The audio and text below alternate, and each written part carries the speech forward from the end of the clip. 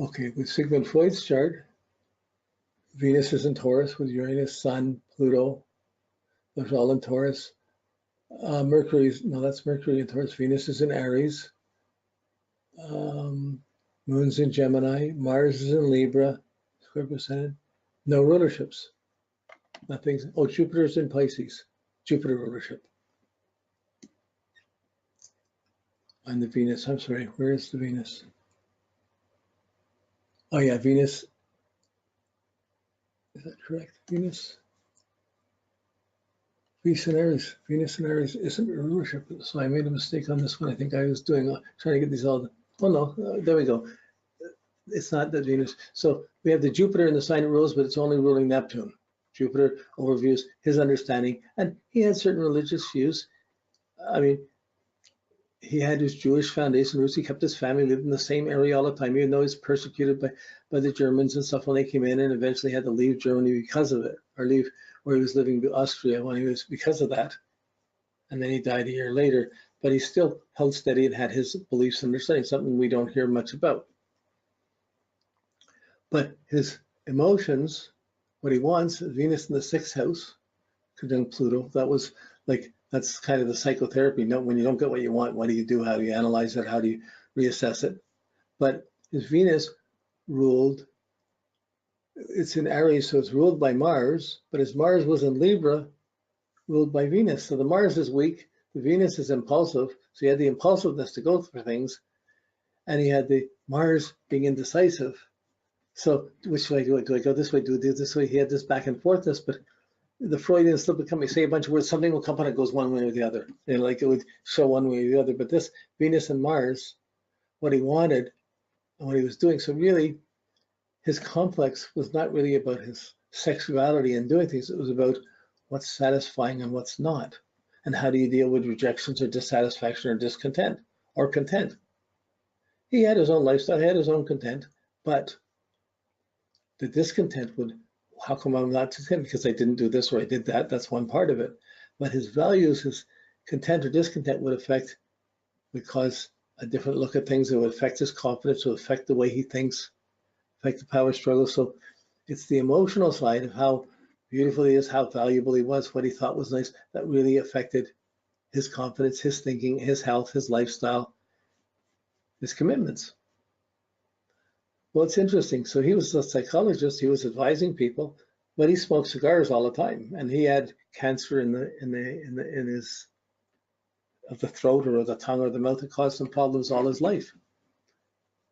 You know, so having something he likes and then it causes something disgusting or something health-wise, you can see how he came along. But that was the interesting thing I found with this, that the Venus was such a prominent player in this. Venus controlled almost everything, but it has shared a relationship with Mars. Go for it, get what you want, don't get what you want. See, Mars-Venus aspects generally are the aspects of vulgarity. If somebody pushes too much for what they want, if they don't get it, they complain too much, they cuss about this or cuss about that. So that has a discontent within it.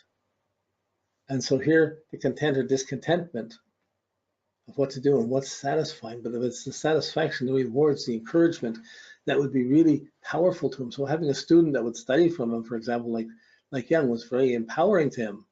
But when the student wasn't really following the way, it was a big rejection. It was a much bigger shock. Okay, there's more to spend on, but I'm not going to, because we're right at our time. But I'm going to go another 5 minutes just to talk a little bit about intercepted signs, just to finish this level. So that's the rulerships. Intercepted signs, it happens.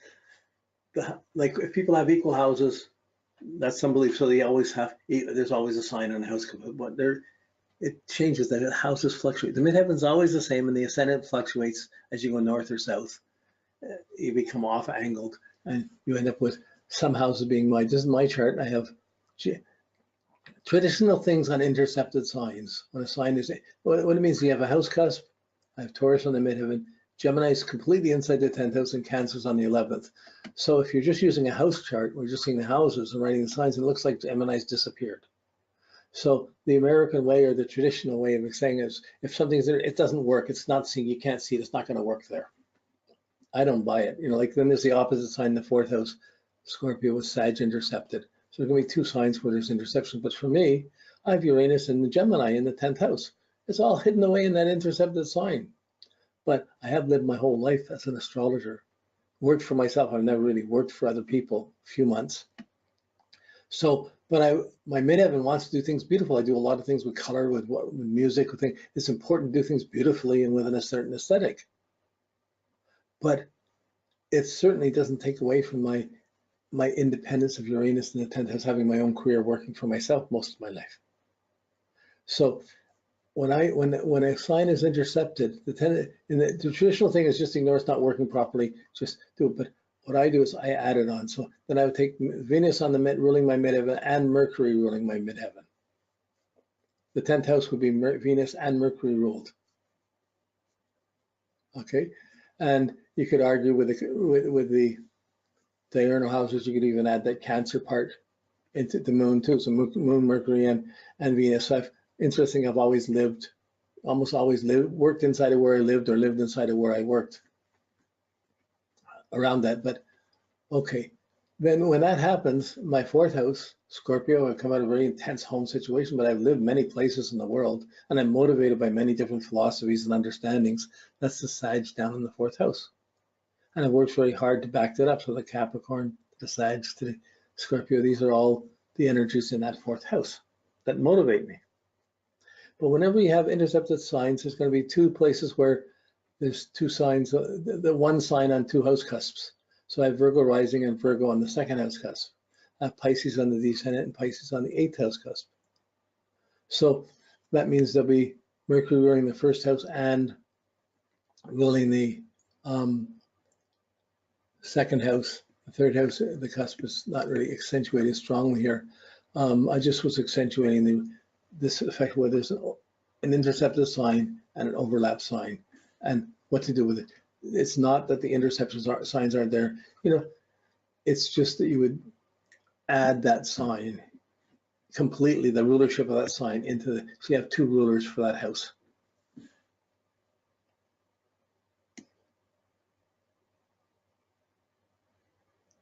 Here's another one. You can see a lot of people with Aquarius, Capricorn, Aquarius, or Pisces in the 1st house, or Aries, will often have really extended 1st houses, or 1st to 12th houses. So here's a Capricorn, Aquarius is totally within the chart. So the person's identity is, they're both Saturn ruled, but there's a Capricorn identity with the Aquarian knowledge and interest inside of that. And the descendant would be Cancer with Leo inside of that.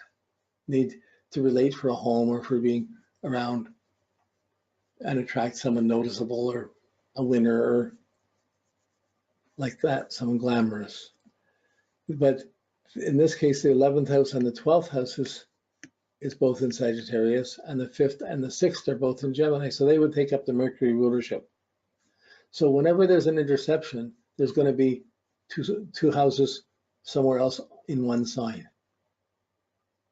And that means you're going to have a very small house. So when Saturn goes around this, it's going to take a long time to go through the what, like in this case, in this chart, Saturn transiting would take 3.5, 4 to 5 years to get through that first house, but it would go through the 11th house in about 6 months, maybe 9 months. This different textures in transits, it really makes a huge difference, these unequal houses, really dramatic.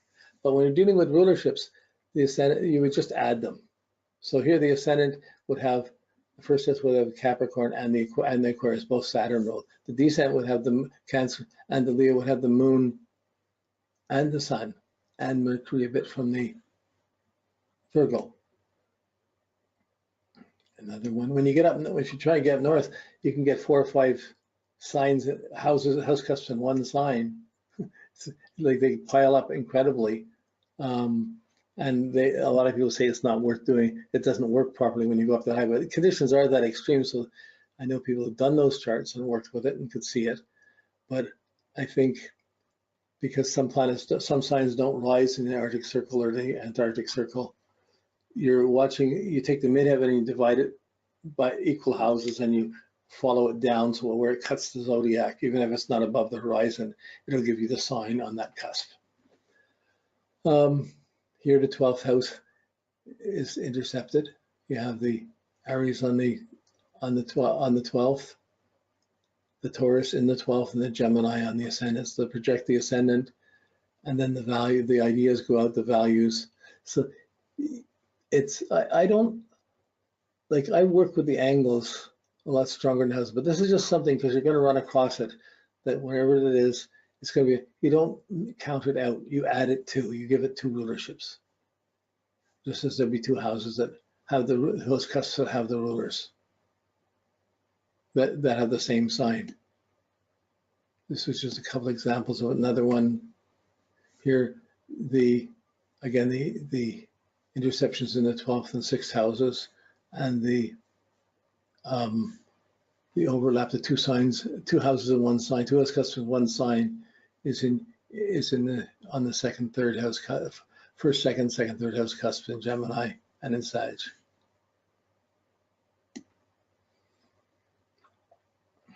There's so many different ways you can divide, and little insights you can get. It's just one of them that I just wanted to point out, and I don't want to spend a lot of time. I don't want to take away from the rulership complex of it. It's just, this means there'll be two signs, really, like it interweaves. There's so many ways you can take from here and go into the chart using the rulership tree and going into it.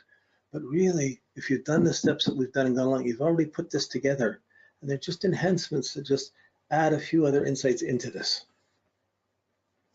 Okay, so a lot of times you see a chart, you just see what you're talking. All you see intercept the house, you're talking about that right away, and you haven't done all the foundation work. Whoa, you know, it's like driving impaired, but that's what a lot of people do. So here someone has interception in the 8th and the 2nd houses. That two rulers, they're going to have Capricorn and the Aquarius and the Pisces in that, but they have the Sag rising in the Sag 12th house, the Gemini in the 6th and on the 7th. So you just, where one is there, the other is there.